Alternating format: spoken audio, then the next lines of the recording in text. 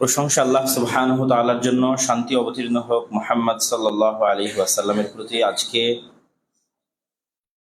আসন্না কমপ্লেক্সে আয়োজিত এই অনুষ্ঠানে আমার সংক্ষিপ্ত বক্তব্যের বিষয়বস্তু রাসূল সাল্লাল্লাহু আলাইহি ওয়াসাল্লামের চারিত্রিক সৌন্দর্য। আমরা মুসলমানেরা, মুসলিম উম্মাহ, মুসলিম জাতি এখন যে সমস্যাগুলোর মধ্যে দিয়ে দিনাতিপাত করছি, সময় অতিক্রম করছি, সেই সমস্যাগুলোর মধ্যে অন্যতম একটি সমস্যা হচ্ছে আমরা দিনের নামে দিনের জ্ঞান অর্জন করছি ঠিকই, দিনের নামে আকিদা সাহিহা শিখছি ঠিকই, দিনের নামে আল আমাল সালেহা শিখছি ঠিকই, আল আখলাক আল হাসানা সুন্দর চারিত্রিক গুণাবলী, সুন্দর চারিত্রিক কি মুসল্লি, কি সিয়াম পালনকারী, কি হাজি, কি যাকাত আদায়কারী, সবার মধ্যে সমানভাবে, এমনকি আলেম, দায়িত্বশীল, ইসলামী দল, ইসলামী সংগঠন, সমানভাবে যেই মহামারীটি বিরাজমান, যেই দুর্ভিক্ষটি বিরাজমান, সেটি হচ্ছে উত্তম চরিত্র। অথচ আমাদের নবী মুহাম্মদ সাল্লাল্লাহু আলাইহি ওয়াসাল্লাম নবুয়ত প্রাপ্তির পূর্ব থেকেই 40 বছর বয়সে আল্লাহর পক্ষ থেকে হিরা গুহায় ওহী অবতীর্ণ হওয়ার পূর্ব থেকেই এইরকম নয় যে আল্লাহ সুবহানাহু ওয়া তাআলা 40 বছর বয়সে ওহী অবতীর্ণ করে মুহাম্মদ সাল্লাল্লাহু আলাইহি ওয়াসাল্লামকে সতর্ক করছেন যে আজ থেকে আপনি ভালো ব্যবহার করবেন, এতদিন তো মানুষের সাথে অনেক মন্দ ব্যবহার করেছেন, আজ থেকে আপনি নরম ভাষায় কথা বলবেন, এতদিন তো মানুষের সাথে অনেক কঠোর ভাষায় কথা বলেছেন। এই রকম নয়, বরং তিনি জন্মগতই উন্নত ও উত্তম চরিত্রের অধিকারী ছিলেন। ওয়ালাউ কুনতা ফাদ্দান গালিযাল কলব, যদি আল্লাহ আপনাকে করে দিতেন বা আপনি হয়ে যেতেন কঠোর ও কর্কশ ভাষী এবং শক্ত হৃদয়ের, তাহলে মানুষ আপনার থেকে দূরে চলে যেত, মানুষ ইসলাম গ্রহণ করত না। এই আয়াতে আল্লাহ সুবহানাহু ওয়া তাআলা স্পষ্ট করে দিয়েছেন যে ইয়াদখুলুনান নাস, মানুষজন দলে দলে, আফওয়াজা, দলে দলে ইসলামে প্রবেশ করছে। রাসূল সাল্লাল্লাহু আলাইহি ওয়াসাল্লামের জীবদ্দশায়, সাহাবীদের জীবদ্দশায় তার সবচেয়ে বড় কারণ হচ্ছে উন্নত চরিত্র, সবচেয়ে বড় কারণ। এবং এটার পিছনে আমি আরো কিছু দলিল আপনাদের সামনে পেশ করার চেষ্টা করব যে এই উন্নত চরিত্রের কারণে কিভাবে মানুষ দলে দলে ইসলাম গ্রহণ করত। তো চলেন আমরা কিছুক্ষণ দেখে নেই তার উন্নত চরিত্রের কিছু নমুনা। একদা হিরা গুহা থেকে যখন রাসূল সাল্লাল্লাহু আলাইহি ওয়াসাল্লাম জিবরাইল আলাইহিস সালাতু ওয়াস সালাম কর্তৃক ইকরা ইকরা ইকরা বিসমি রাব্বিকাল্লাযী খালাক এই আয়াত নিয়ে সর্বপ্রথম সাক্ষাৎ নিয়ে যখন তিনি খাদিজা রাদিয়াল্লাহু তাআলা আনহার নিকটে ফিরে আসলেন, তখন তিনি খাদিজা রাদিয়াল্লাহু তাআলা আনহাকে বলছিলেন, জাম্মিলুনি জাম্মিলুনি, আমাকে চাদর দিয়ে জড়িয়ে দাও। কেননা খাশিতু আলা নাফসি, আমি ভয় পাচ্ছি যে আমার জীবন বা আত্মার কোনো হুমকি হতে পারে, আমি মারা যেতে পারি, এটা আমি ভয় পাচ্ছি। তখন খাদিজা রাদিয়াল্লাহু তাআলা আনহা উত্তরে বললেন, কাল্লা, কখনো নহে, আল্লাহ সুবহানাহু ওয়া তাআলা লা ইখজিকাল্লাহু আবাদা, আল্লাহ আপনাকে কখনোই ক্ষতিগ্রস্ত, অপমানিত করবেন না। কেন ক্ষতিগ্রস্ত অপমানিত করবেন না? এই জন্য যে তাসিলুর রাহিম, আপনি এমন ব্যক্তি যিনি আত্মীয়দের সাথে আত্মীয়তার সুসম্পর্ক রক্ষা করেন। ওয়া তাকরিজ যায়ফ, আপনি এমন ব্যক্তি যিনি বাড়িতে আসা ধনী গরিব যে কোনো প্রকারের যে কোনো মানুষ যে মেহমান হিসেবে বাড়িতে এসেছে তাকে মেহমান হিসেবে মূল্যায়ন করেন। ওয়া তুঈনু আলা নাওয়াইবিল হক, আপনি এমন মানুষ যিনি বিপদগ্রস্ত সমস্যাগ্রস্ত মানুষকে তার বিপদ থেকে উদ্ধারের জন্য সহযোগিতা করেন। ওয়া তাহমিলুল কাল, আপনি এমন মানুষ যিনি যে কোনো ঋণের বোঝায় ঋণগ্রস্ত, ঋণের বোঝায় পিষ্ট, অথবা বাস্তবিক চলার পথে রাস্তায় কোনো বোঝা বহন করতে ক্লান্ত, এই রকম মানুষের বোঝা উঠিয়ে দিতে সহযোগিতা করেন। যদি ঋণগ্রস্ত হয় তাহলে ঋণ পরিশোধে সহযোগিতা করে তার বোঝাটা হালকা করে দেন, অথবা রাস্তায় যদি বোঝা ভারী থাকে যার ফলে সে চলতে পারছে না, তাহলে তার বোঝা শেয়ার করে ভাগ নিয়ে তার বোঝার ভারটা তার উপর থেকে হালকা করে দেন। তো এই গুণগুলোর কথা খাদিজা রাদিয়াল্লাহু তাআলা আনহা বলছেন যে এই গুণগুলো রাসূল সাল্লাল্লাহু আলাইহি ওয়াসাল্লামের মধ্যে আছে নবী হওয়ার পূর্ব থেকেই, জন্মগত। আর এই গুণগুলোর কারণেই মানুষ দলে দলে তার ব্যক্তিত্ব, তার পার্সোনালিটি, তার চরিত্র দ্বারা প্রভাবিত হতো। এমন কোনো মানুষ নাই যে তার সাথে সাক্ষাৎ করে তার চরিত্র দ্বারা প্রভাবিত হয়নি, তার ব্যক্তিত্ব দ্বারা প্রভাবিত হয়নি, তার পার্সোনালিটি দ্বারা প্রভাবিত হয়নি। এবং তার ব্যক্তিত্ব, তার পার্সোনালিটি, তার উন্নত চরিত্র কর্তৃক প্রভাবিত হয়ে মানুষ ইসলাম গ্রহণ করেছে। সম্মানিত উপস্থিতি, যার অসংখ্য অগণিত নজির ইসলামের ইতিহাসে বিদ্যমান। তাহলে রাসূল সাল্লাল্লাহু আলাইহি ওয়াসাল্লামের এই চারিত্রিক গুণাবলীর মধ্যে সবচেয়ে শ্রেষ্ঠ তিনটে গুণাবলী ছিল যেটার দ্বারা তিনি বিখ্যাত হয়েছিলেন নবী হওয়ার আগেই। মানে তার নাম ধাম ছড়িয়ে পড়ে গেছে নবী হওয়ার আগেই, সমগ্র মক্কায় অথবা সমগ্র আরবে, তার তিনটে গুণের কারণে। এক, তিনি ছিলেন সিদ্দিক, সাদাকাতের গুণ তার মধ্যে ছিল, সাদুক, সত্যবাদী। সমগ্র মক্কা জানতো যে অন্য কেউ মিথ্যা বলতে পারে, কিন্তু কে মিথ্যা বলে না? মুহাম্মদ সাল্লাল্লাহু আলাইহি ওয়াসাল্লাম মিথ্যা বলেন না।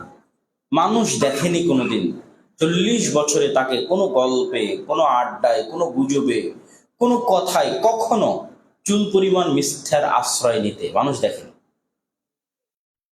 আর একটা গুণের কারণে তিনি নবী হওয়ার আগেই প্রসিদ্ধ হয়েছিলেন, সেটা হচ্ছে আমিন, আমানতদার। আমানতদার মানে তার কাছে আপনি যে কোনো কিছু রেখে নিরাপদ থাকতে পারবেন, নিজেকে নিরাপদ ভাবতে পারবেন। সে জিনিস যত দামি হোক, সে জিনিস যত মূল্যবানই হোক, সেটি ধ্বংস হওয়ার, হারানোর, নষ্ট হওয়ার ভয় থেকে আপনি নিরাপদ। আমিন।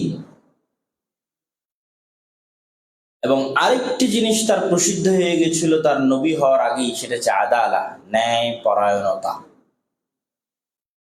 হিলফুল ফুদুল গঠনের মাধ্যমে মানুষকে ন্যায় পরায়ণতা দেওয়ার জন্য, সমাজে ন্যায় পরায়ণতা প্রতিষ্ঠা করার জন্য হিলফুল ফুজুল গঠন করা, কিছু বড় বড় মীমাংসায় অংশগ্রহণ করে ন্যায় পরায়ণতা বাস্তবায়ন করা।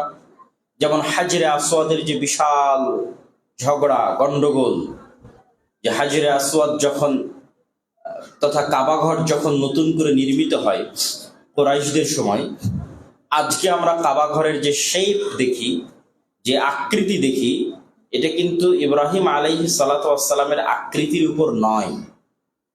এটা আছে মক্কার কুরাইশ, কুফফার, মুশরিকরা যে আকৃতির উপর তৈরি করেছিল তার উপর। কেন নাই?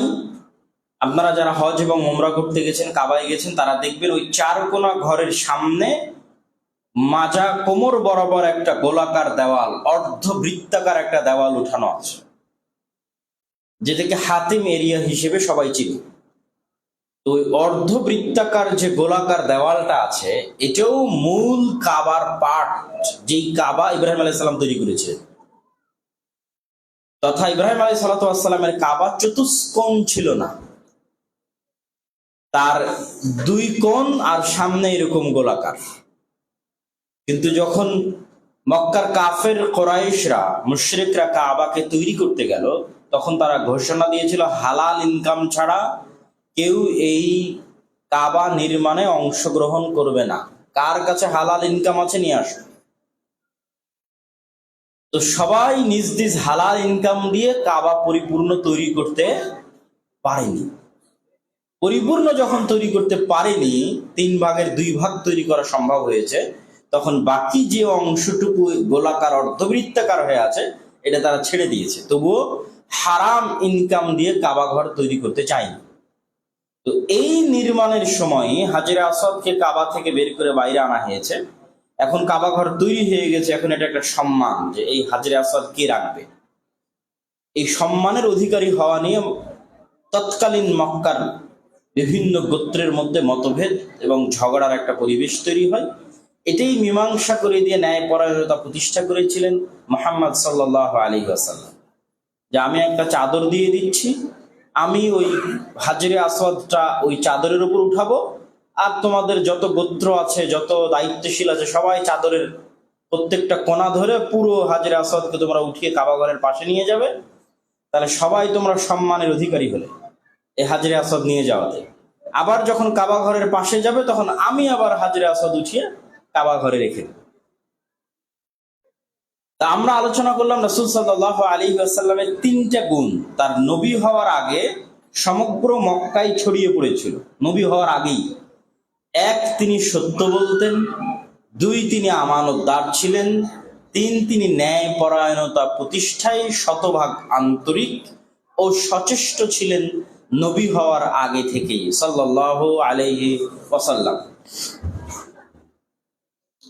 কিন্তু দুঃখজনক হলেও সত্য যে আমাদের নবী মুহাম্মদ সাল্লাল্লাহু আলাইহি ওয়াসাল্লাম নবী হওয়ার পরে যে বিধানগুলো আমাদের দিয়ে গেলেন, যেগুলো ইসলামের বাহ্যিক বিধান, আমরা মুসলমানেরা ওই বাহ্যিক আনুষ্ঠানিকতা নিয়ে অভিনয়ে ব্যস্ত আছি।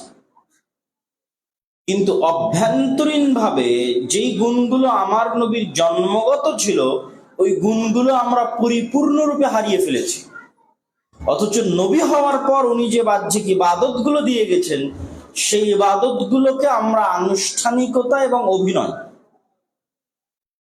মানে যতক্ষণ আপনার ভিতরটা পরিপূর্ণ এই উন্নত চরিত্রের নয়, ততক্ষণ অবশ্যই অভিনয় এবং আনুষ্ঠানিকতা। তথা আপনি সকাল সন্ধ্যায় মিথ্যা বলে ইনকাম করছেন, আপনি একজন মিথ্যুক, কিন্তু আপনি সালাত আদায় করেন। তাহলে আপনার সালাত আদায় কি সত্যি সালাত আদায় না অভিনয়? বলেন। অভিনয়, একটা আনুষ্ঠানিকতা, মানুষকে দেখানো, নিজেকে দেখানো, আল্লাহকে দেখানো যে আমি সালাত আদায় করি। বাট আপনি যখনই কর্মস্থলে যান, তখন মিথ্যা বলে ইনকাম করেন। প্রত্যেকটা টাকা ইনকামের পিছনে আপনার মিথ্যা আছে। বাংলাদেশের প্রত্যেকটা সেক্টরে মিথ্যা প্রবেশ করে আছে, এবং মুসলমানেরা নিজেদেরকে মুসলিম দাবি করার পরেও ভয়ঙ্কর ভাবে মিথ্যা বলতে, মিথ্যা প্রবণ, রক্ত এবং মাংসের মধ্যে মিথ্যা ঢুকে আছে। মুসলমানদের কাছে সবচেয়ে হালকা এবং সহজ পাপ হচ্ছে মিথ্যা বলা। মানে বর্তমান মুসলমানদের কাছে বলতেছে যে সবচেয়ে সহজ এবং হালকা পাপ হচ্ছে মিথ্যা বলা। যে যেভাবে পারছে সে সেভাবে মিথ্যা বলছে। তাহলে আমরা যেটা দেখছিলাম, ঠিক তেমন আরেকটি গুণ কি? ন্যায়পরায়ণতা। তাহলে ধরেন এখানে এমনও মানুষ থাকতে পারে, যারা আমাদের বক্তব্য লাইভে শুনছে, তাদের মধ্যে এমন মানুষ থাকতে পারে যিনি তার বোনকে তার বাপের সম্পত্তিতে ভাগ দেননি, অথবা দিতে গড়িমসি করেছেন, অথবা দেওয়ার ক্ষেত্রে দুর্বল জমি ইচ্ছাকৃতভাবে সবচেয়ে দুর্বল অংশটুকু বোনকে দিয়েছেন।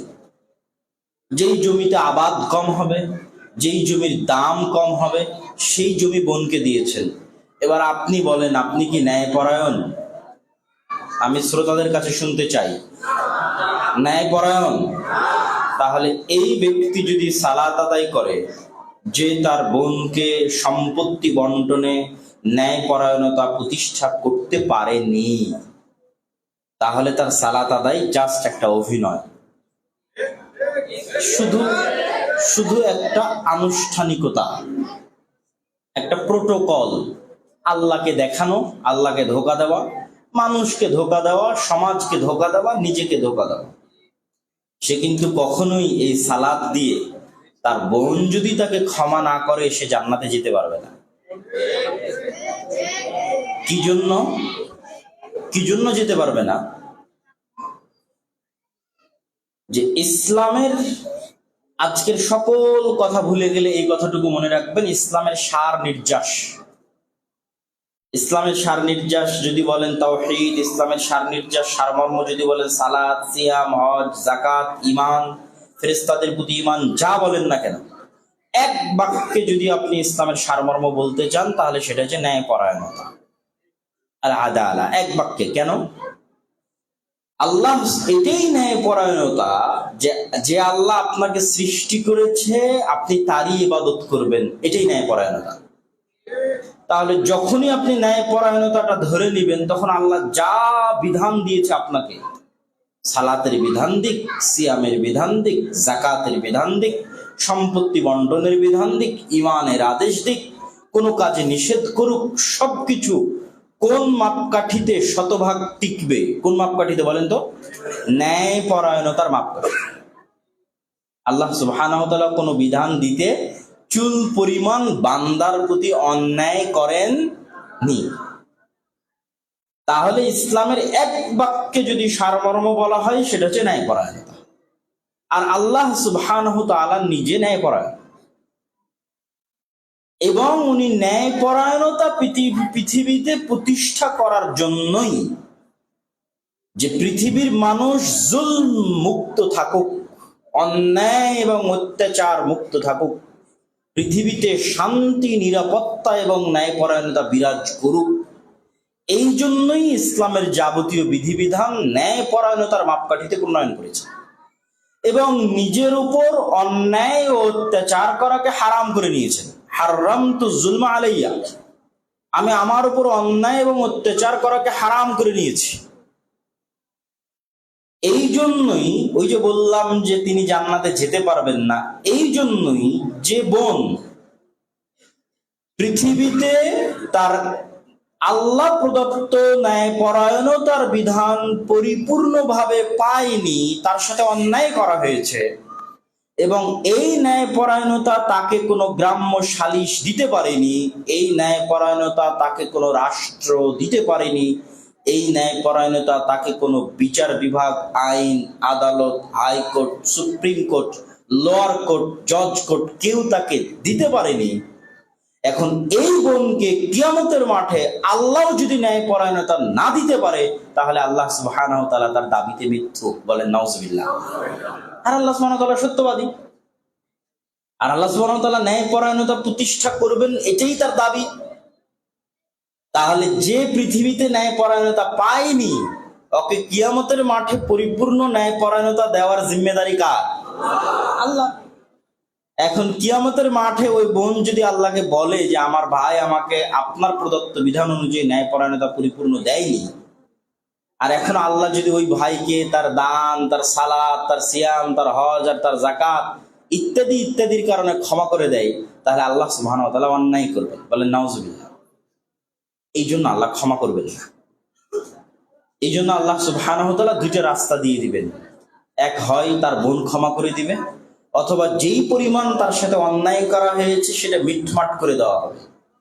কি পরিমাণ আল্লাহ ন্যায়পরায়ণতা বাস্তবায়ন করবে কিয়ামতের মাঠে? কোন পশু যদি অপর পশুর প্রতি জুলম, অত্যাচার করে থাকে, কোন শিংবিহীন পশুকে কোন শিংওয়ালা পশু যদি অন্যায়ভাবে একটি আঘাত করে থাকে, তাহলে এই অতিরিক্ত আঘাতটুকু আল্লাহ কিয়ামতের মাঠে ওই শিংবিহীন পশুকে শিং দিয়ে পরিপূর্ণ ন্যায়পরায়ণতা বাস্তবায়ন করে দিবেন, বলেন আল্লাহু আকবার।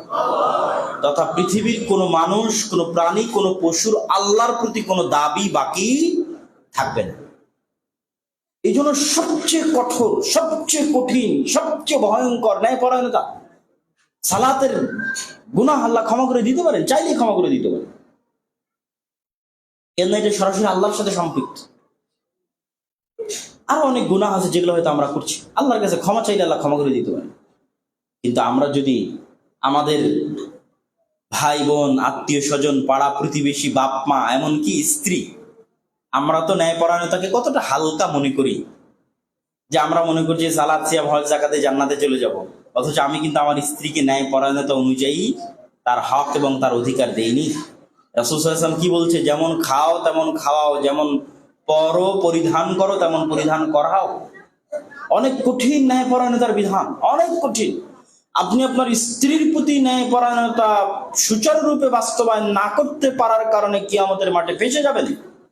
আপনি আপনার পিতামাতার প্রতি ন্যায়পরায়ণতা সুচারুরূপে বাস্তবায়ন করতে না পারার কারণে কিয়ামতের মাঠে ফেঁসে যাবেন। ন্যায়পরায়ণতা ইসলামে কত গুরুত্বপূর্ণ তা আমরা নিজেরাও জানি না, মানে অন্তত আজকের যুগের মুসলমানেরা জানে না যে ন্যায়পরায়ণতা ইসলামে কত গুরুত্বপূর্ণ। ভাই, ওই রাষ্ট্র মিথ্যা রাষ্ট্র, যে রাষ্ট্র আমাকে ন্যায়পরায়ণতা দিতে পারে, এটা রাষ্ট্র না। ইসলামের রাষ্ট্র ব্যবস্থার থিওরি হচ্ছে ন্যায়পরায়ণতা প্রতিষ্ঠা করা।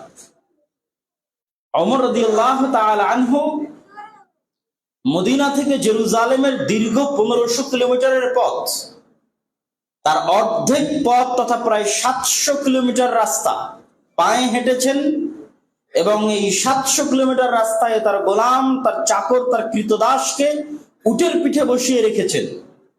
ওমর রাদিয়াল্লাহু তাআলা আনহু সালাত আদায়কারী, সিয়াম পালনকারী, হজ আদায়কারী, যাকাত প্রদানকারী, তাওহীদে বিশ্বাসী, কিন্তু উনি জানেন যে উনি যদি ন্যায়পরায়ণতায় কমতি করেন তো কিয়ামতের মাঠে উনি আটকে যাবেন।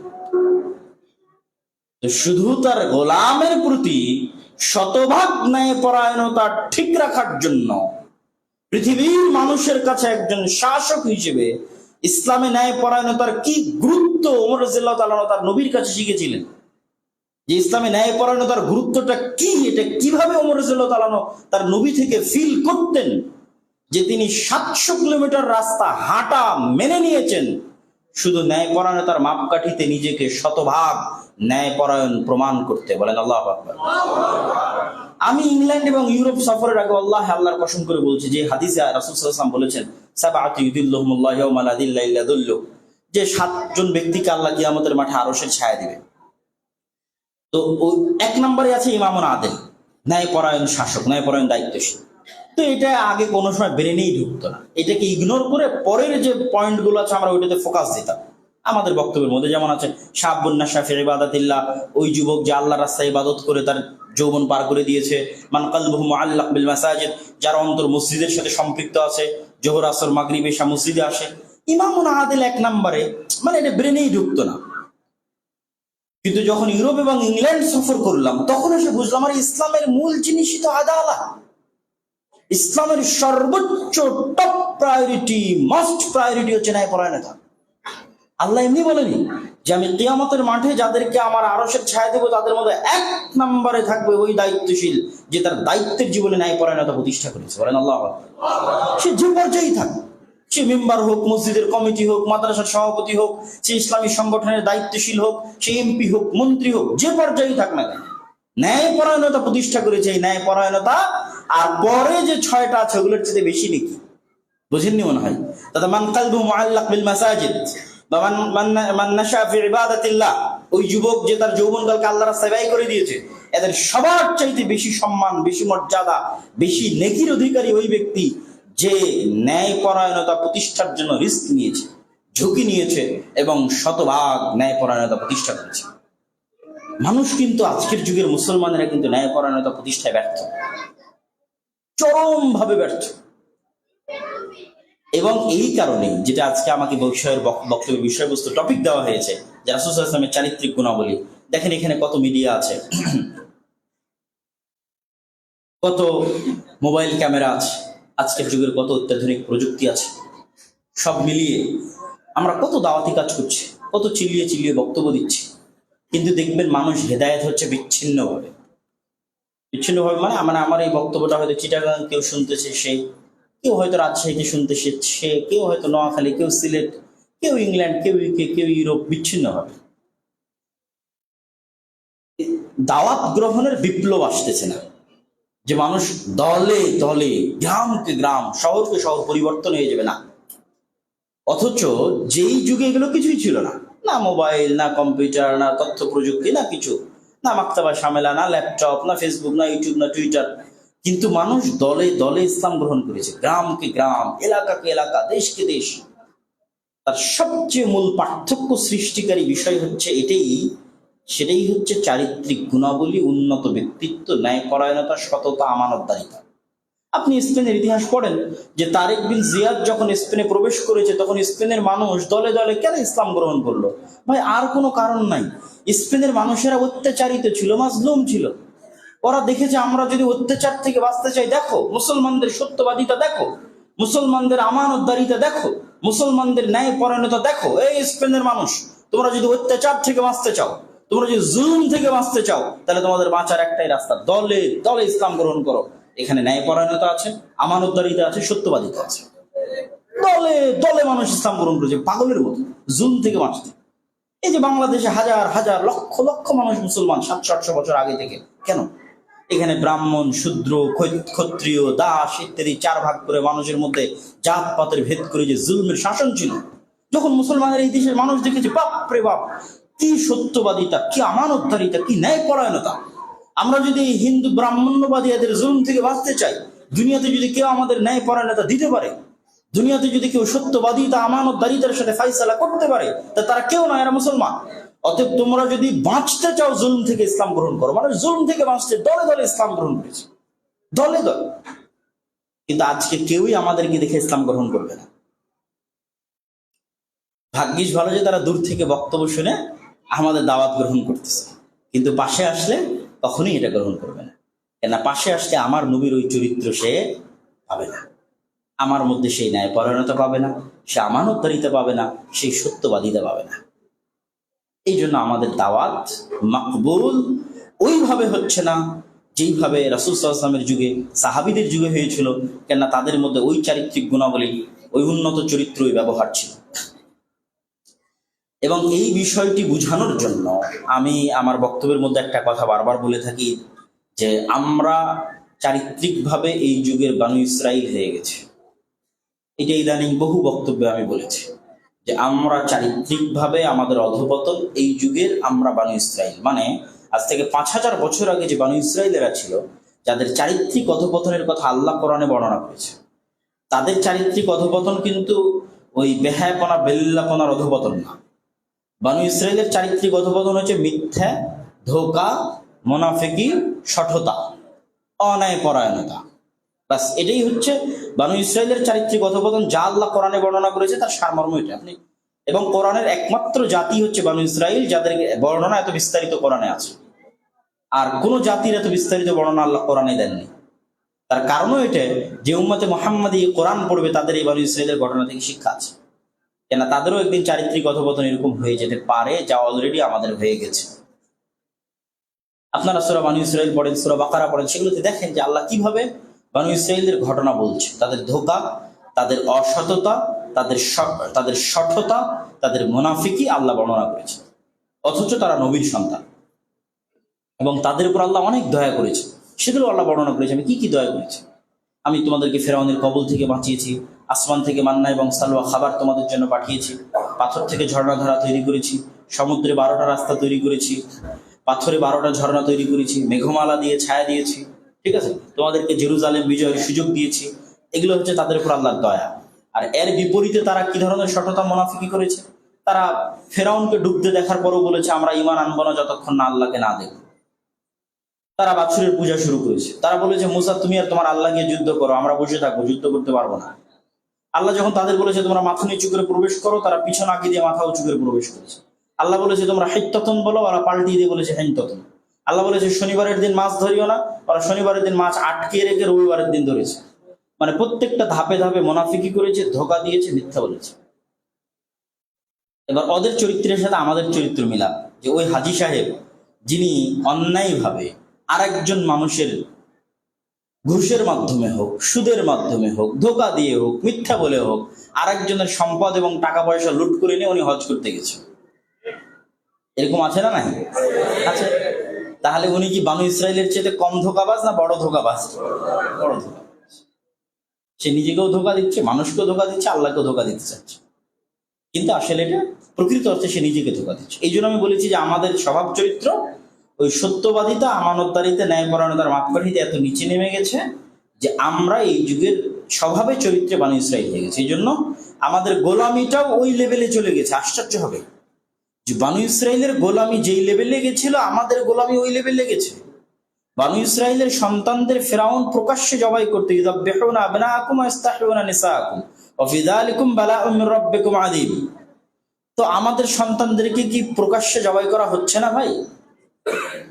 অন্তত ফিরআউন তো তাও 2-10 জন বা 5 জন মানুষের সামনে হয়তো জবাই করতো, আর এখন তো BBC, CNN, Al Jazeera, Facebook, Twitter, YouTube, Instagram, সারা পৃথিবীর কোটি কোটি মানুষের সামনে ইসরায়েল প্রকাশ্যে ফিলিস্তিনের মাটিতে হাজার হাজার বানু ইসমাইলের সন্তানদের জবাই করতেছে, হত্যা করতেছে। তাহলে ওই যুগে বানু ইসরায়েলদের গোলামির লেভেল যেই জায়গায় গেছে, আমাদের গোলামির লেভেলও কিন্তু ওই জায়গায় পৌঁছে গেছে। তথা ওই যুগে বানু ইসরায়েলদের ভ্যালু যা ছিল, এই যুগে আমাদের ভ্যালু তাই হয়ে গেছে, বা তার চাইতে আরো কমে গেছে। যেটা বলছিলাম আর কি, যে এই যে সত্যবাদিতা, আমানতদারিতা এবং ন্যায়পরায়ণতার যে 3টা গুণ আল্লাহর নবীর মধ্যে বেশি প্রসিদ্ধি লাভ করেছিল তার নবুয়ত হওয়ার আগেই, তিনি নবী হওয়ার আগেই, তো সেই 3টা গুণের আরেকটা গুণ আমি একটু তুলনা দিয়ে বুঝাই, যে সত্যবাদিতা। আবু সুফিয়ান রাদিয়াল্লাহু তাআলা আনহু, তিনি কিন্তু মক্কা বিজয়ের সময় ইসলাম গ্রহণ করেছেন। তার আগে কিন্তু তিনি মুসলিম ছিলেন না। তার আগে তিনি ছিলেন রাসূল সাল্লাল্লাহু আলাইহি ওয়াসাল্লামের কট্টর শত্রু, এবং বদরের যুদ্ধে প্রধান সেনাপতি না হলেও উহুদ এবং খন্দকের যুদ্ধে তিনি প্রধান সেনাপতি। এবং খন্দকের যুদ্ধে 10,000 আরব মানুষকে একত্রিত করে মদিনাকে 1 মাস ঘেরাও করে রেখেছেন, মদিনাকে পৃথিবীর বুক থেকে আউট করে দিবেন, মিটিয়ে দিবেন। এই জন্য তিনি আবু সুফিয়ান রাদিয়াল্লাহু তাআলা আনহু, তিনি হুদাইবিয়ার সন্ধির সময় ব্যবসায়িক কাজে জেরুজালেম গেছেন। জেরুজালেমে বাদশাহ হেরাক্লিয়াস তাকে ডেকে পাঠিয়েছে, লম্বা হাদিস বুখারীতে আছে, ওহীর অধ্যায়। ডেকে পাঠিয়ে তাকে জিজ্ঞেস করছে তার জীবনের সবচেয়ে বড় শত্রু সম্পর্কে। মনে করেন একজন আওয়ামী লীগের সবচেয়ে বড় নেতাকে জিজ্ঞেস করা হচ্ছে তার যে সবচেয়ে বড় শত্রু অত্র অঞ্চলে আর এক বিএনপির নেতা সম্পর্কে, বা তার চাইতেও বেশি লেভেলের শত্রুতা আপনি ধরতে পারেন। যে আবু সুফিয়ানকে জিজ্ঞেস করা হচ্ছে যে তুমি মুহাম্মদ সাল্লাল্লাহু আলাইহি ওয়াসাল্লাম সম্পর্কে কি জানো, এই আমার প্রশ্ন, আমাকে জানাও। তো আবু সুফিয়ান রাদিয়াল্লাহু তাআলা আনহু বুখারীর হাদিসের মধ্যে বলছে যে আমি যদি মিথ্যে বলতে লজ্জা না পেতাম না, তাহলে আমি আজকে মিথ্যে বলতাম, কিন্তু আমি মিথ্যে বলতে লজ্জা পাই, লজ্জা বোধ করি, এই জন্য আমি আজকে মিথ্যে বলতে পারিনি। এবার আমরা আমাদের মাপি যে আবু সুফিয়ান কাফের মুশরিক অবস্থায় তার চিরশত্রুর বিরুদ্ধে কোথায়, এই কি বলার না, মক্কা থেকে 1000 কিলোমিটার দূর জেরুজালেমে কোনো রেকর্ড হচ্ছে না যে আবু সুফিয়ান কি বলছে রেকর্ড করে রাখা হবে, পরে ফাঁসিয়ে দেওয়া হবে না। আবু সুফিয়ানের ব্যক্তিত্ব এবং পার্সোনালিটির কারণে সে লজ্জাবোধ করেছে যে সে মিথ্যা বলবে। আমরা মুসলমানেরা বলেন 24 ঘন্টা সকাল সন্ধ্যা মিথ্যা, রক্তের মধ্যে মিথ্যা ঢুকে গেছে। তাহলে আমাদের এই সালাত, এই সিয়াম, এই হজ, এই যাকাত কাজে আসবে না? আমরা গোলামি থেকে মুক্তি পাবো না? অসম্ভব হতে পারে না। আমাদেরকে গোলামি থেকে মুক্তি পেতে হলে আগে আমাদের চারিত্রিক বৈশিষ্ট্য, যেটার উপর আমার নবী জন্মগত ছিলেন, সেটা ফিরিয়ে আনতে হবে। জন্মগত ছিলেন, তারপরে না তিনি সালাত, সিয়াম, হজ, যাকাত পেয়েছেন। আমরা ওই জন্মগত বৈশিষ্ট্য ছেড়ে দিয়েছি, যে মিথ্যার উপর, ধোকার উপর সালাত সিয়ামের প্রলেপ দিয়ে কোনো লাভ হবে না। না আমরা পরকালে মুক্তি পাবো, না দুনিয়াতে আমরা স্বাধীনতা পাবো, নেতৃত্ব পাবো। এই জন্য আল্লামা ইকবাল তার এক কবিতার মধ্যে বলেছিলেন, উনি যেহেতু পাক ভারতের মানুষ ছিলেন, পাক ভারতের মুসলমানদের অবস্থা ভালো বুঝতেন, যে এই অঞ্চলের মুসলমানদের সমস্যা কি। তো উনি ওনার কবিতার মধ্যে বলেছেন, সাবাক ফির সে পড় সাদাকাত কা, শুজাআত কা, আদালত কা, লিয়া জায়গা তুঝসে কাম, দুনিয়া কি ইমামত কা। মুসলমানরা তোমাদের মধ্যে সব আছে, এমন অনেক গুণাবলী আছে যেগুলো পাশ্চাত্যে নাই, তথা ইউরোপ এবং আমেরিকার কাছে নাই, কিন্তু তাদের কাছে এমন কিছু গুণাবলী আছে যেগুলো আমাদের নবীর জন্মগত ছিল, কিন্তু আমরা হারিয়ে ফেলেছি, কিন্তু তারা ন্যূনতম হলেও ধরে রেখেছে। যেমন ন্যায়পরায়ণতার মতো একটা গুণ। একটা রাষ্ট্র, মিথ্যুক রাষ্ট্র, মিথ্যা রাষ্ট্র, ব্যর্থ রাষ্ট্র যে তার নাগরিককে ন্যায়পরায়ণতা দিতে পারে না, এটা রাষ্ট্রই না। ইসলামের দৃষ্টিতে রাষ্ট্রের কোয়ালিটির মধ্যেই পড়ে না। তাহলে আপনি যখন ইউরোপ এবং আমেরিকা সফর করবেন, তখন দেখবেন যে ওটা ইসলামের দৃষ্টিতে রাষ্ট্রের কোয়ালিটির মধ্যে পড়ে, এই জন্য ইসলামের রাষ্ট্রীয় ব্যবস্থার সিস্টেমের মধ্যে ন্যূনতম হলেও পড়ে, এই জন্য যে ওই রাষ্ট্র তার নাগরিকদেরকে ন্যূনতম ন্যায়পরায়ণতা দেওয়ার জন্য বদ্ধপরিকর, ন্যূনতম ন্যায়পরায়ণতা দেওয়ার জন্য বদ্ধপরিকর রাষ্ট্র। তো ওইটা দেখে উনি বলেছিলেন যে মুসলমানেরা, তোমাদের মধ্যে সব আছে, তোমাদের মধ্যে যেটা নাই তোমরা নতুন করে সত্য বলাটা শিখো, মিথ্যা বলাটা ছেড়ে দাও আল্লাহর ওয়াস্তে। তোমাদের নবী জীবনে কোনোদিন মিথ্যা বলেন, কোনোদিন মিথ্যা বলা শিখাননি। সাহাবীদের সত্যবাদিতা, আমার যেই সাহাবী তার কাফের অবস্থায় মিথ্যা বলেনি, আবু সুফিয়ান রাদিয়াল্লাহু তাআলা আনহু, তার কাফের অবস্থায় মিথ্যা বলেনি, ও মুসলমান হলে কি হবে? আরো শতগুণ আগুন হবে, তার পার্সোনালিটি, তার ব্যক্তিত্ব আরো হাজার গুণ টপ লেভেলে চলে যাবে। তারই তো পরবর্তী বংশধর উমাইয়া খেলাফা। কেমনে তারা পুরো পৃথিবী বিজয় করেছে? এমনি বিজয় করে, ওই সত্যবাদিতা, আমানতদারিতা, ন্যায়পরায়ণতার উপর কঠোর কঠিন থাকার জন্য তারা সমগ্র পৃথিবী, অর্ধেক পৃথিবী বিজয় করে ফেলেছে অল্প সময়ের মধ্যে। খালি এই কয়েকটা নেতৃত্বের বৈশিষ্ট্যের সর্বোচ্চ লেভেলের গুণাবলী, তারা তো কাফের অবস্থাতে মিথ্যা বলে। তা তোমাদের মধ্যে যে গুণগুলো নাই, কি তোমরা নতুন করে সত্য বলা শিখো, নতুন করে ন্যায়পরায়ণতা প্রতিষ্ঠা করা শিখো। দেখেন, আপনি ইসলামী দলে যান, ইসলামী সংগঠনে যান, মাদ্রাসায় যান, মসজিদে যান, আলেম ওলামার কাছে যান, সালাত সিয়াম হজ যাকাত সবই পাবেন, ন্যায়পরায়ণতা পাবেন না। 90% ইসলামিক দল এবং ইসলামিক সংগঠনে পদায়ন হয় চামচামির ভিত্তিতে। 90% ইসলামিক দল, ইসলামিক সংগঠন কোথাও ন্যায়পরায়ণতার ভিত্তিতে পদায়ন হয়। তাহলে এরা কি করে দেশ চালাবে বলেন? কেমনে দেশ চালাবে? দেশ চালানোর ন্যূনতম যোগ্যতা তো তাদের মধ্যে নাই, তাহলে দেশ চালাবে কেমনে? এটা খুবই ভয়ঙ্কর জিনিস। ন্যায়পরায়ণতা আমাদের দেশে তো খুবই ভয়ঙ্কর জিনিস। এই জন্য আমরা যতই জালসা করি, সম্মেলন করি, যাই করি, এগুলোর দিন শেষে ফলাফল হচ্ছে জিরো, যদি না আমরা এই উন্নত বৈশিষ্ট্য, নেতৃত্বের এই গুণাবলীগুলো আমাদের মধ্যে না নিয়ে আসতে পারি। তোমরা ন্যায়পরায়ণতা শিখো, সত্য বলা শিখো, আমানতদারিতা শিখো। তারপর আমার বক্তব্য শেষের দিকে চলে যাই, লম্বা করব না।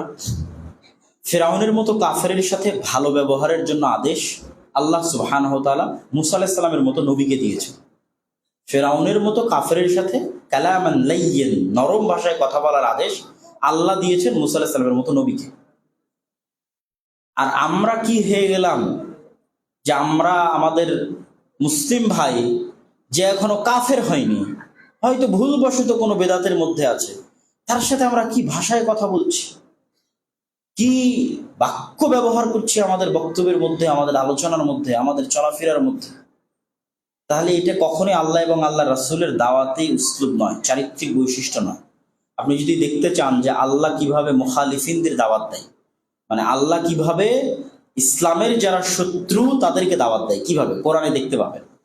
কোরআনে যান, আল্লাহ সুবহানাহু ওয়া তাআলা নিজে কিন্তু ইহুদিদেরকে বলেছেন যে এরা হচ্ছে অভিশপ্ত, কিন্তু আবার ওদেরকে যখন দাওয়াত দিতে গেছেন, আল্লাহ দাওয়াত দিচ্ছেন ডাক দিয়ে, তখন বলেছেন ইয়া বানি ইসরাঈল আযকুরু নি'মাতি আল্লাতী আন'আমতু আলাইকুম। তখন আর বলেন এই অভিশপ্তরা, তোমরা আমার নবী মুহাম্মদকে মানো না, সম্মান দিয়েছে। ডাকার সময় সম্মান, ইয়া বানি ইসরাঈল, তোমরা ইয়াকুবের সন্তান আলাইহিস সালাতু ওয়াস সালাম, আমি তোমাদেরকে এই এই এই এই দয়া নিয়ামত দিয়েছি, তোমরা আসো, তাআলাউ ইলা কালিমাতিন সাওয়া'আন বাইনানা ওয়া বাইনাকুম। অনেক নম্র এবং পোলাইটনেসের সাথে আল্লাহ দাওয়াত দিয়েছে। যখন আল্লাহ খ্রিস্টানদের দাওয়াত দিয়েছে, খ্রিস্টানদেরকে আল্লাহ কোরআনে বলেছে জালিম, পথভ্রষ্ট, কিন্তু দাওয়াত দেওয়ার সময় কখনোই বলেনি যে পথভ্রষ্টরা আসো। দাওয়াত দেওয়ার সময় বলে ইয়া আহলাল কিতাব, হে কিতাবের অধিকারীরা, আমি তোমাদেরকে তাওরাত দিয়েছি, ইনজিল দিয়েছি, জাবুর দিয়েছি, সম্মান। যাদেরকে আল্লাহ কিতাব দিয়েছে এটা তাদের জন্য সম্মান। ইয়া আহলাল কিতাব, হে কিতাবের অধিকারীরা, সম্মান।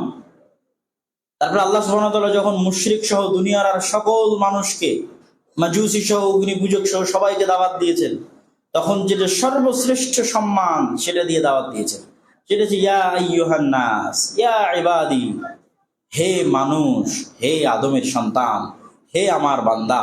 একটা মানুষের সর্বোচ্চ সম্মান হচ্ছে সে আদমের সন্তান। মানে সে ডোম হোক, চামার হোক, মেথর হোক, মুচি হোক, তাকে আপনি কোন দৃষ্টিতে দেখেন, কোন জায়গায় জব করে, সমাজের কি পর্যায়ে আছে, এগুলো আল্লাহর কাছে ধর্তব্য না। আল্লাহর কাছে ধর্তব্য সে কার সন্তান? আদমের সন্তান। এটা সম্মান। ও মুচি হলো আদমের সন্তান, মেথর হলো আদমের সন্তান, ও ডোম চামার হলো আদমের সন্তান, ও রিক্সা চালক হলো আদমের সন্তান, ও সুইপার হলো আদমের সন্তান, ও ও যদি ব্রাহ্মণ হয় তো আদমের সন্তান, ও যদি ক্ষত্রিয় শূদ্র দাস কৃতদাস বাড়ির চাকর গোলাম হয় তো আদমের সন্তান। এর চেয়ে কি সম্মান দিয়ে আল্লাহ ডাকবে? ইয়া আইয়ুহান নাস, হে মানুষেরা, ইয়া ইবাদি, হে আমার বান্দা। তাহলে আল্লাহ সুবহানাহু ওয়া তাআলার দাওয়াতি পদ্ধতি দেখেন কোরআনের মধ্যে, যে আল্লাহ কি ধরনের ভালো ব্যবহার করে ইহুদিদের দাওয়াত দিচ্ছেন, কি ভালো ব্যবহার করে খ্রিস্টানদের দাওয়াত দিচ্ছেন, কি ভালো ব্যবহার করে মুশরিকদের দাওয়াত দিচ্ছেন, আর আমরা আমাদের মুসলমান ভাইদেরকে কি ভাষা আর কি ব্যবহার করে দাওয়াত দিচ্ছি। আল্লাহ মুস্তাআন। সম্মানিত উপস্থিতি, আমি আমার বক্তব্য দীর্ঘায়িত করতে চাই না। রাসূল সাল্লাল্লাহু আলাইহি ওয়াসাল্লামের চারিত্রিক গুণাবলী বলে শেষ করা সম্ভব না। আমি একটু এদিক ওদিক থেকে যতদূর পারলাম ততদূর সারমর্ম পেশ করার চেষ্টা করলাম। আর তার চারিত্রিক গুণাবলীর উপর আলোচনা এরকম ঘন্টার পর ঘন্টা করা যাবে। তিনি পৃথিবীর সবচেয়ে উন্নত চরিত্র, সবচেয়ে উন্নত ব্যক্তিত্ব, সবচেয়ে উন্নত পার্সোনালিটির অধিকারী একজন নেতা ছিলেন, সৎ, ন্যায়পরায়ণ এবং আমানতদার ছিলেন। এবং এই কারণেই তার পরবর্তী অনুসারী এবং সাহাবায়ে কেরাম অল্প সময়ের মধ্যে সারা পৃথিবী বিজয় করে নিয়েছিল। আজ আমরা গোলাম আছি ওই মৌলিক চারিত্রিক উন্নত গুণাবলীগুলো ছেড়ে দেওয়ার জন্য। সেটার দিকে আমাদের ফিরে যেতে হবে। আর বক্তব্য শেষের দিকে যেটা নিয়ে আমি কাজ করছি, যেটা না বললেই নয়, যেটা এখন আমাদের জীবন মরণের একটা যুদ্ধ, সেটা হচ্ছে মসজিদ ভিত্তিক দ্বীন শিক্ষা। এটা নিয়ে সমগ্র দেশে আমরা দাওয়াতি সফর দিচ্ছি, সচেতনতা তৈরি করার চেষ্টা করছি। আপনারা যারা যেখান থেকে এসেছেন, যার যেখানে সম্ভব সেখানে নিজ উদ্যোগে হোক, আমাদের সহযোগিতায় হোক, অন্য কারো সহযোগিতায় হোক, মসজিদ ভিত্তিক দ্বীন শিক্ষা চালু করা, এটাকে উন্নত এবং শক্তিশালী করা এখন আমাদের উপর এক প্রকার ফরজ। অন্তত চলমান শিক্ষা ব্যবস্থার ছোবল থেকে পরবর্তী প্রজন্মকে বাঁচাতে, চলমান শয়তানি শিক্ষা ব্যবস্থার ভয়ঙ্কর অন্ধকার থেকে পরবর্তী প্রজন্মকে হেদায়েতের রাস্তায় রাখতে মসজিদ ভিত্তিক দ্বীন শিক্ষার কোনো বিকল্প নাই। এই জন্য মসজিদের উন্নয়ন মানে এসি টাইলস এটা মনে না করে দরকার হয় এসি টাইলস বিক্রি করে দিয়ে হলো মসজিদের দ্বীন শিক্ষার ব্যবস্থা করতে হবে। এই সচেতনতা সবার মধ্যে তৈরি করতে হবে, যে যেখানে আছেন, যার পক্ষে যেখানে যেভাবে সম্ভব। আর এটা বাস্তবায়ন করার জন্য, যেহেতু মক্তব একটা অবহেলিত পাঠ ছিল আমাদের সমাজের, এই জন্য মক্তবের শিক্ষকরা অনেক অবহেলিত, তাদের কেউ খোঁজ নেয় না, তাদের কেউ বেতন সেতনের ব্যবস্থা করে না, তাদের কেউ ট্রেনিং দেয় না। তো আমরা আমাদের সাধ্য অনুযায়ী চেষ্টা করছি, বিশেষ করে মক্তবের শিক্ষকরা যেন একটা ভালো মানসম্মত শিক্ষা নিয়ে বাচ্চাদের শিক্ষা দিতে পারে। এই জন্য আমাদের ট্রেনিংকে আমরা উন্মুক্ত করে দিয়েছি। আমাদের ট্রেনিং ফি সাবিলিল্লাহ, যে যেখান থেকে আসবে তার যাতায়াত খরচ আমরা দিব, তার থাকা খাওয়ার খরচ আমরা বহন করব, এবং সে পরিপূর্ণ আমাদের সিলেবাসের উপর ট্রেনিং নিয়ে গিয়ে, এবং আলহামদুলিল্লাহ ভালো ফিডব্যাক। এখন পর্যন্ত 150-র অধিক মসজিদের ইমামেরা, শিক্ষকেরা, মক্তবেরা, এবং এখন রমাজানের আগের শেষ ব্যাচ, পঞ্চম ব্যাচের ট্রেনিং আজকে থেকে শুরু হলো আল জামিয়া সালাফিয়া রাঙ্গিপাড়া বাবা রাজশাহীতে। তো এই ট্রেনিং এর ফিডব্যাক আলহামদুলিল্লাহ খুবই ভালো, কেননা মক্তব পাঠটা খুবই অবহেলিত ছিল সমাজে। তো তারা একটা ট্রেনিং পাচ্ছে, কিছু শিখতেছে, আবার বাচ্চাদের গিয়ে ভালো ফিডব্যাক দিতে পারছে। তো আমরা সহযোগিতার জন্য অপেক্ষমান। মানুষ আমাদেরকে দেখলে মনে করে জালসা নিতে হবে, আমাদেরকে দেখলে মনে করে সম্মেলন নিতে হবে। আর আমি মনে করি যে না, আপনি আমার কাছে জালসা সম্মেলন নিয়েন না, আপনি মসজিদ ভিত্তিক দ্বীন শিক্ষার দাওয়াতি কাজে সম্পৃক্ত হন। আমি ফি সাবিলিল্লাহ আপনার এলাকায় আসবো, ইনশাআল্লাহ আসছি, গেছি, এখন পর্যন্ত 150-র অধিক মসজিদে গেছি, আরো মসজিদ চলমান অব্যাহত আছে, সফর আছে, যাবো ইনশাআল্লাহ। কিন্তু এই একদিনের জন্য এই জালসা সম্মেলন আয়োজন করে মানুষকে তেমন একটা কিছু শেখানো যায় না। আর আমরা সিলেবাসও সংক্ষিপ্তভাবে তৈরি করার চেষ্টা করেছি, আমাদের উস্তাদেরাই তৈরি করেছে। যেমন শেখ আব্দুল আলী মাদানী আছে, আব্দুল বারি বিন সুলাইমান, হাসান আল বান্না মাদানী, ইউসুফ মাদানী, ভালো ইন্ডিয়ান, ভারতের শিক্ষক, বাংলাদেশের শিক্ষক, তারা মিলে কায়দার বই হিসেবে ওসমানী কায়দা আর আদর্শ শিক্ষা, এটা হচ্ছে দিনের জন্য, মৌলিক দিনের জ্ঞানের জন্য। হয়তো এটার নাম পরিবর্তন হয়ে তালিম উদ্দিন হিসেবে আসতেছে অচিরেই। আর এটা একটা বই আজকে পাবেন, এটা হচ্ছে ফিকহুস সালাফ আর রওজাতুন নাদিয়ার বাংলা অনুবাদ। তো যদিও অনেক অল্প সংখ্যক আছে, হয়তো শেষ হয়ে যাবে, তাও জাস্ট পরিচয়ের জন্য বলে গেলাম। আর আগামী 7 ও 8 মার্চ আল জামিয়া সালাফিয়া রূপগঞ্জ, নারায়ণগঞ্জ, সৌদি আরব, ভারত এবং বাংলাদেশ, 3 দেশের আলেম ওলামা উপস্থিত থাকবে। আমাদের শ্রদ্ধেয় শায়েখ এবং মাশায়েখগণ উপস্থিত থাকবেন। আপনাদের সাদর আমন্ত্রণ রইল। জামিয়া সালাফিয়া রূপগঞ্জ, নারায়ণগঞ্জ আন্তর্জাতিক বাণিজ্য মেলা থেকে মাত্র 2 কিলোমিটার ভিতরে। এখন রাস্তা অনেক সুন্দর, যাওয়া অনেক সহজ, সবসময় বিআরটিসির বাস চলমান আছে, চলতেছে।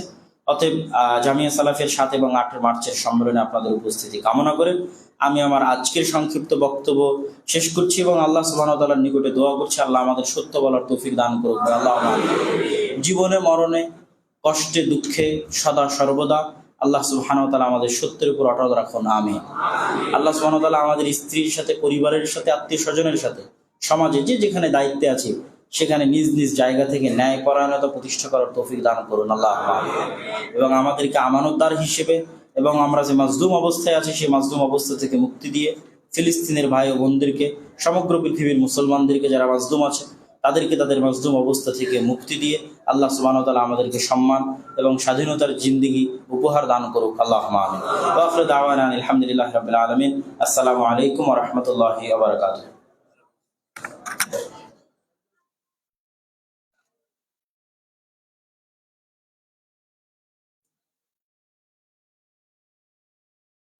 জাযাকাল্লাহ খাইরান লিফাদিলাতি শেখ আব্দুল্লাহ বিন আব্দুর রাজ্জাক মাদানী হাফিজাহুল্লাহ।